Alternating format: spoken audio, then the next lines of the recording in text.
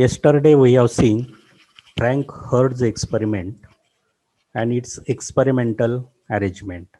The Frank and Hurd's, they have done one experiment, and this experiment is agreement with the Bohr's atomic model. Frank and Hurd's done one experiment, and this experiment gives the discrete energy levels in case of mercury atoms. Mercury ॲटममध्ये ज्या discrete energy levels आहेत, तर त्या energy levels find out करण्यासाठी Franck आणि Hertz या दोन शास्त्रज्ञांनी, जर्मन फिजिसिस्ट ते दोघेही आहेत, त्या दोघांनी एक एक्सपेरिमेंट केला आणि एक्सपेरिमेंटवरनं त्यांनी डिस्क्रीट एनर्जी लेवल्स मर्क्युरी ॲटममध्ये फाइंड आउट केल्या. आता डिस्क्रीट एनर्जी लेवल्स म्हणजे काय, की आपण बाहेरून एनर्जी सप्लाय केल्यानंतर ॲटमला जेव्हा बाहेरची energy equal to E2 minus E1 म्हणजे energy of the second orbit electron and E1 is the energy of the first orbit electron. E2 minus E1 एवढी energy, that is called H nu according to Bohr, एवढी energy जेव्हा supply केली जाते त्याच वेळी बाहेरची energy ॲटमने absorb केली जाते आणि ॲब्सॉर्ब केल्यानंतर फर्स्ट ऑर्बिटच्या इलेक्ट्रॉनची एनर्जी इन्क्रीज होते आणि फर्स्ट ऑर्बिटचे इलेक्ट्रॉन सेकंड ऑर्बिटला जातात. या ठिकाणी मी जे काही सांगितलेलं आहे दॅट इज इम्पॉर्टंट.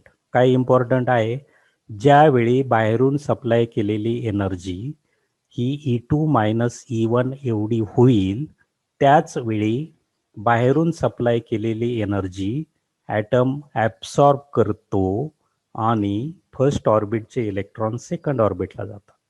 आणखी आपण एनर्जी वाढवली एक्सटर्नल, तर जेव्हा E3 मायनस E2 इतकी एनर्जी होईल बाहेरून सप्लाय केलेली, त्यावेळी ती एनर्जी ॲटमने ॲब्सॉर्ब केली जाईल आणि ॲब्सॉर्ब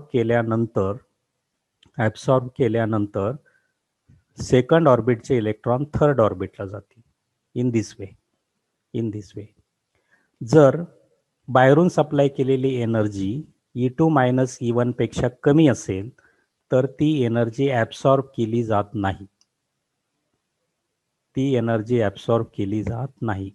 म्हणजे आपल्याला E2 मायनस E1 ही किती एनर्जी आहे ते आपल्याला फाइंड आउट करता येतं. कसं फाइंड आउट करता येतं, बाहेरून एनर्जी थोडी वाढवत जायचं.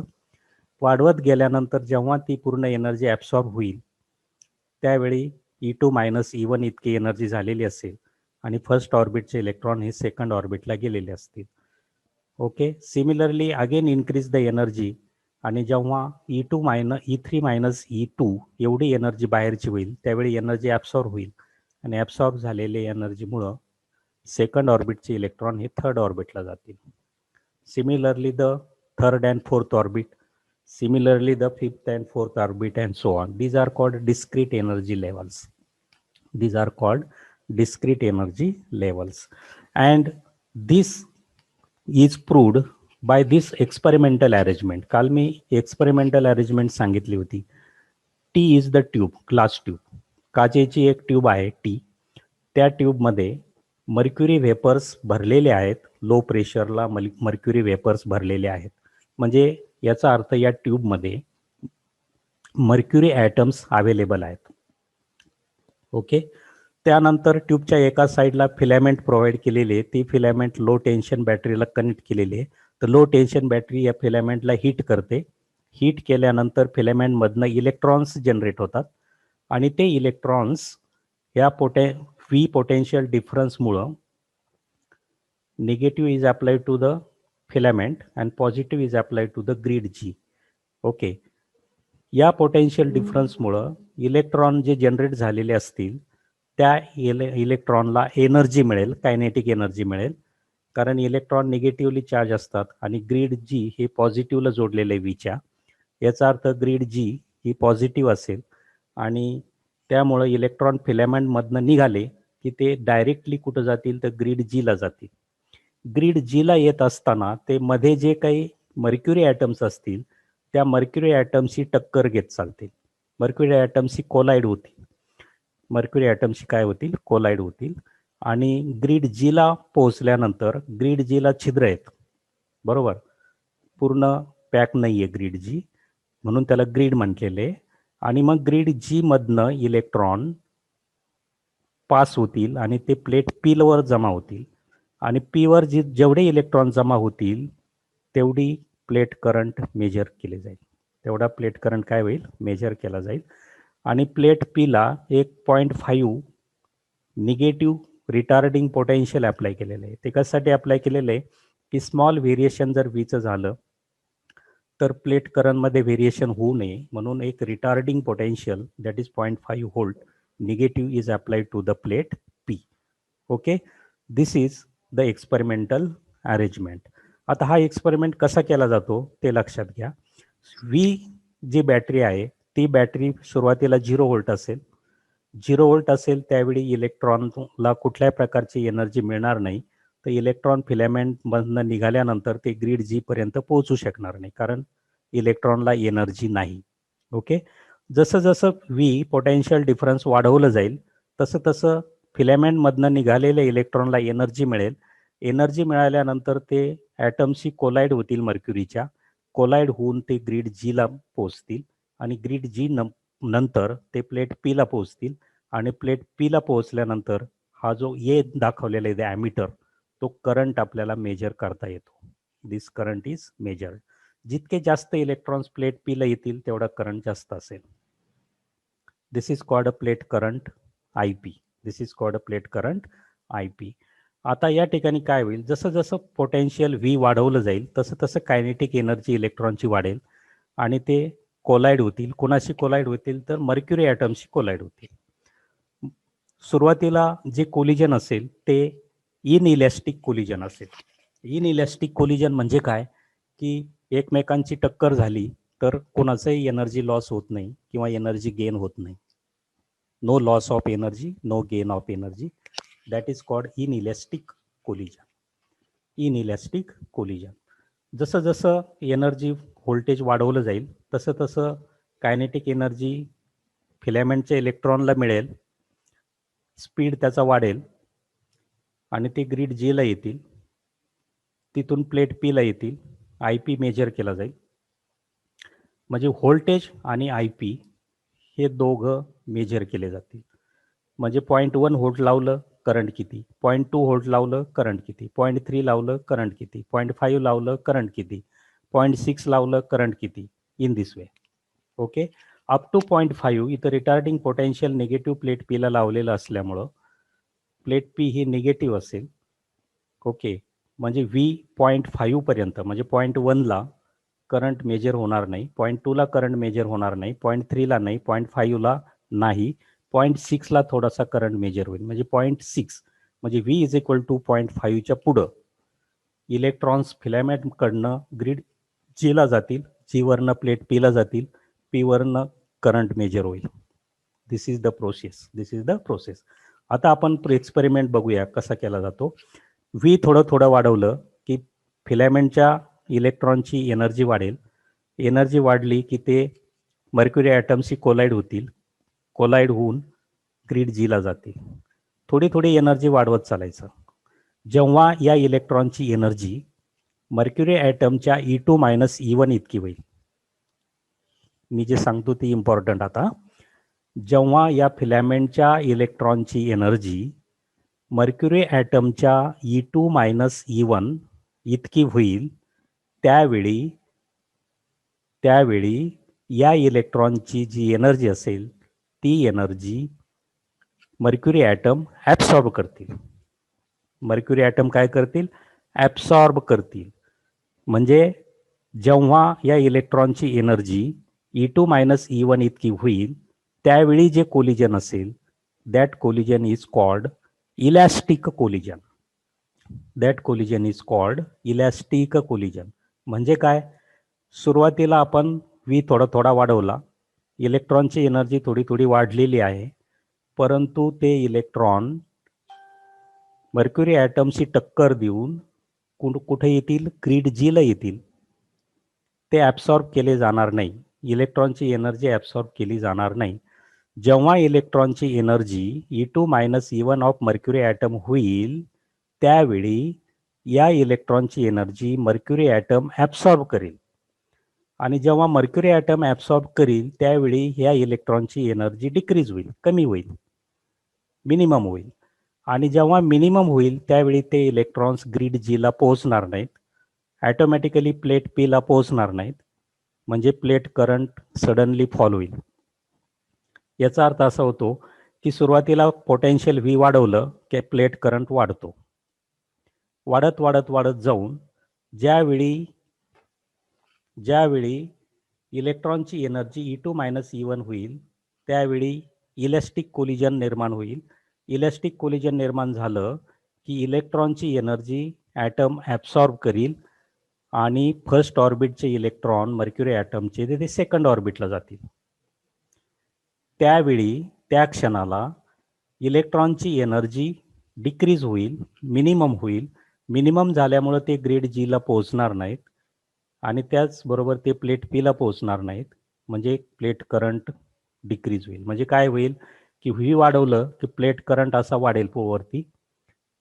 जेव्हा इलेक्ट्रॉनची एनर्जी E2 मायनस E1 होईल त्यावेळी प्लेट करंट सडनली डिक्रीज होईल, म्हणजे पीकला जाईल आणि खाली येईल. पुन्हा आपण पोटेन्शियल वाढवलं की आता प्लेट करंट वाढायला सुरुवात होईल आणि जेव्हा E3 मायनस E2 इतकी एनर्जी या इलेक्ट्रॉनची होईल त्यावेळी पुन्हा प्लेट करंट सडनली फॉल होईल आणि पुन्हा आपण जर व्ही वाढवलं तर पुन्हा आता काय होणार आहे, प्लेट करंट वाढेल. E4 मायनस E3 इतकी एनर्जी झाली की पुन्हा प्लेट करंट डाऊन होईल. तर असे पीक्स आपल्याला मिळतील, असे पीक्स आपल्याला करंटचे आणि व्होल्टेजचे मिळतील. याचा अर्थ असा होतो की सुरुवातीला जेव्हा आपण इलेक्ट्रॉनची एनर्जी वाढवतो त्यावेळी मर्क्युरी ॲटम आणि इलेक्ट्रॉन यांच्यामध्ये इनइलॅस्टिक कोलिजन असतं, म्हणजे एनर्जी इलेक्ट्रॉनची ॲटमला ट्रान्सफर होत नाही. पण ॲटमला इलेक्ट्रॉनची एनर्जी कधी ट्रान्सफर होते, ज्यावेळी इलेक्ट्रॉनची एनर्जी बाहेरच्या E2 मायनस E1 होईल त्याचवेळी इलॅस्टिक कोलिजन निर्माण होतं आणि इलेक्ट्रॉन सगळी एनर्जी ॲटमला देतो. त्यामुळं इलेक्ट्रॉनची एनर्जी कमी होते, ते इलेक्ट्रॉन ग्रीड जीला पोहोचत नाहीत, ॲटोमॅटिकली प्लेट करंट फॉल होतो.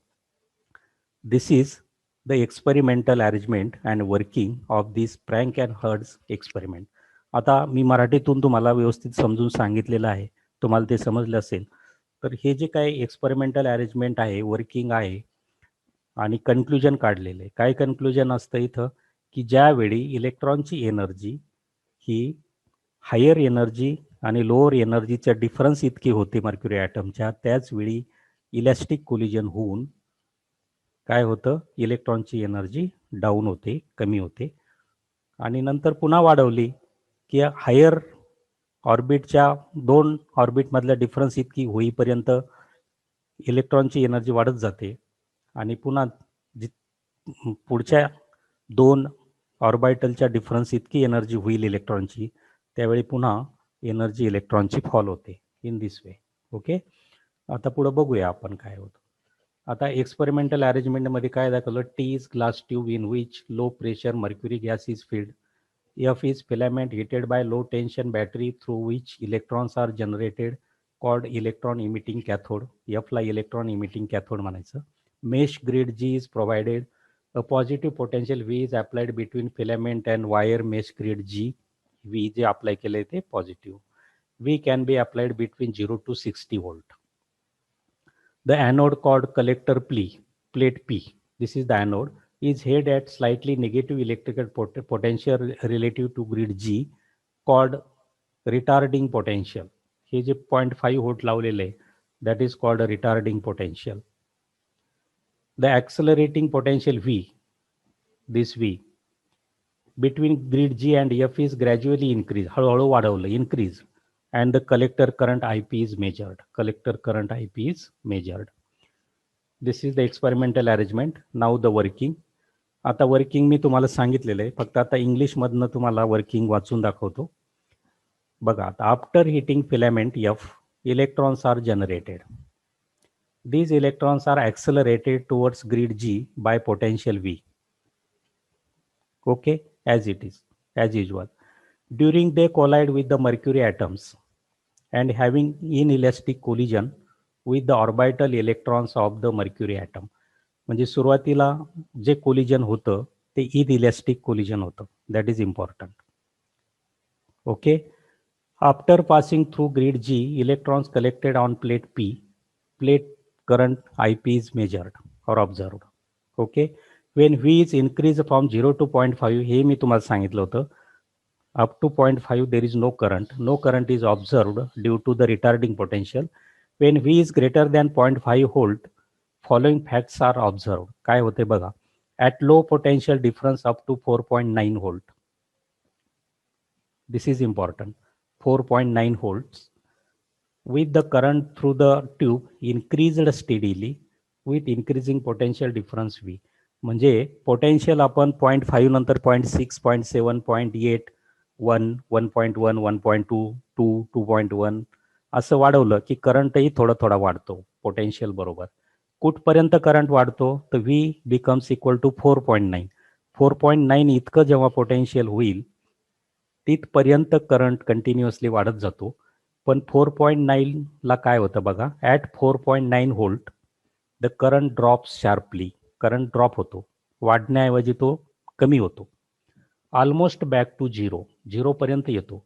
This is because some of the electron loss their whole kinetic energy at 4.9 volt. म्हणजे जे इलेक्ट्रॉन आहेत एक्सटर्नली ते मर्क्युरी ॲटमशी कोलाईड होतील. कोलाईड होत असताना 4.9ला त्या इलेक्ट्रॉनची एनर्जी इतकी होईल. ती किती होईल तर E2 मायनस E1 इतकी होईल. आणि जेव्हा E2 मायनस E1 इतकी होईल त्यावेळी त्या एक्सटर्नल इलेक्ट्रॉनची एनर्जी मर्क्युरी ॲटम ॲब्सॉर्ब करेल.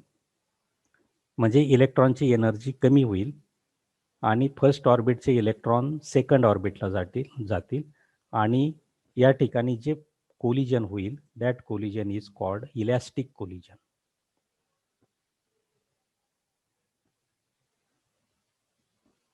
ओके. इथं थोडीशी प्रिंटिंग मिस्टेक झाली. इनइलॅस्टिक आहे तर इलॅस्टिक पाहिजे तिथं. ॲट 4.9 व्होल्टला इलॅस्टिक कोलिजन होतं, हे ध्यानात ठेवा.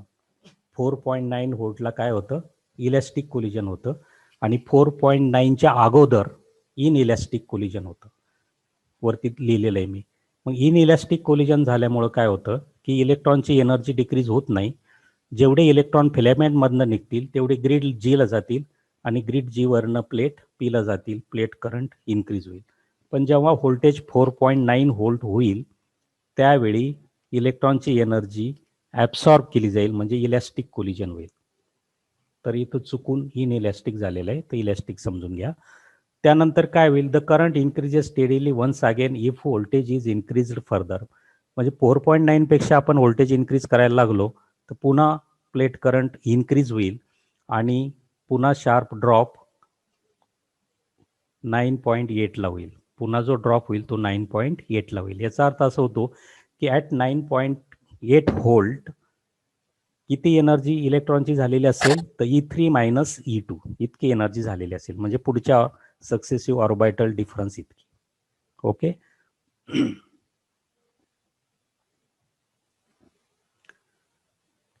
ही फिगर काढलेली बघा इथं. ॲक्सेलरेटिंग व्होल्टेज V वाढवलं तर काय होतंय आणि इलेक्ट्रिक करंट IP वाय ॲक्सिसला इलेक्ट्रिक करंट, एक्स ॲक्सिसला ॲक्सेलरेटिंग व्होल्टेज. V सुरुवातीला वाढवलं की करंट वाढतो. हा 4.9 नंतर शार्प ड्रॉप होईल. पुन्हा व्होल्टेज V वाढवलं की 9.8 पर्यंत वाढेल. पुन्हा शार्प ड्रॉप होईल. पुन्हा वाढवलं 14.7ला होईल. तर हा जो एनर्जी डिफरन्स आहे that energy difference is 4.9 volt. बघा 4.9 volt 4.9 volt. Okay. At 9.8 volt similar sharp drop is in collector current is observed. These series of dips in current are observed at approximately 4.9 volts higher than the previous one. म्हणजे 4.9 नंतर 4.9 add केलं तर पुन्हा drop मिळेल. 9.8 मध्ये nearly 4.9 add केलं की 14.7 ला ड्रॉप मिळेल. Okay. This is the experiment and working of this experiment. Conclusion काय काढलेलं आहे, when electron collide with the mercury atom in tube the collision are purely elastic collision, सुरुवातीला इलॅस्टिक असेल. However, when kinetic energy of electron is equal to energy required to lift the electrons in mercury atom from lower orbit to the higher orbit, म्हणजे पहिल्यांदा first orbit वरना second ऑर्बिटला, that is observed at 4.9 volt. The collision is inelastic, त्यावेळी inelastic collision असतं. The external electron transfers all its energy to electron in mercury atom to make transition to the higher state. Thus, Frank and Hertz experiment showed the discrete atomic energy levels of the atom. This is the conclusion. त्यानंतर experimentally find out केलेले, ह्याच एक्सपेरिमेंटमध्ये जेव्हा electrons पुन्हा त्यांच्या original स्टेटला येत असतील, मी यापूर्वी सांगितलेले थर्ड पॉस्च्युलेटमध्ये की जेव्हा इलेक्ट्रॉन पुन्हा त्यांच्या ओरिजिनल स्टेटला येत असतात त्यावेळी जेवढी एनर्जी ॲब्सॉर्ब केली तेवढीच एनर्जी रिलीज करतात. Okay. Franck Hertz measured the wavelength of emitted radiations by spectroscopic technique, म्हणजे एक्सपेरिमेंटली स्पेक्ट्रोस्कोपने जी एनर्जी रॅडिएट होते मर्क्युरी ॲटममधनं ती ऑब्झर्व केली आणि ती किती आली तर 2537 angstrom unit. Therefore, corresponding photon energy is E is equal to h nu, that is equal to h nu is c upon lambda. H is Planck's constant, c is the velocity of wave and lambda is the wavelength. Wavelength किती आलेले 2.37 angstrom unit, म्हणजे 2.37 into 10⁻10 metre इतकी येईल. आणि या सगळ्या values टाकल्या तर काय येते बघा, 7.83 इंटू 10⁻19 जूल इतकं येतं आहे. आणि याला डिवाइड केलं 1.6 इंटू 10⁻19 कुलम, तर आपल्याला एनर्जी मिळेल ती इलेक्ट्रॉन व्होल्टमध्ये, and that energy is equal to 4.9 electron volt इतकी मिळते. म्हणजे जेव्हा फर्स्ट ऑर्बिटमधनं इलेक्ट्रॉन सेकंड ऑर्बिटला जातात त्यावेळी किती एनर्जी इलेक्ट्रॉनची ॲब्सॉर्ब होते तर 4.9 इलेक्ट्रॉन व्होल्ट इतकी एनर्जी ॲब्सॉर्ब होते. म्हणजे experimentally result and theoretically result matches. Okay, तर आज या ठिकाणी आपण थांबूया आणि उद्या